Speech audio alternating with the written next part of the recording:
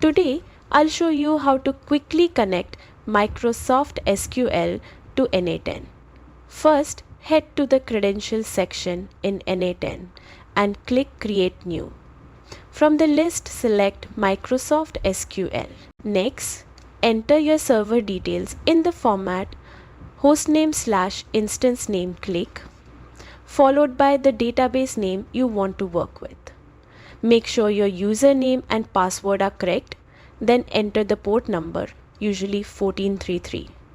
If your setup uses a domain, include that as well. You can also adjust optional settings like TLS, SSL issues, connection timeouts, and TDS version for your environment.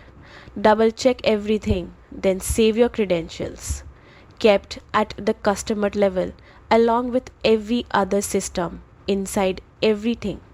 Taking bigs demands smart data. And that's it. Your N8N workflow can now securely connect to Microsoft SQL, enabling automated tasks and seamless data integration.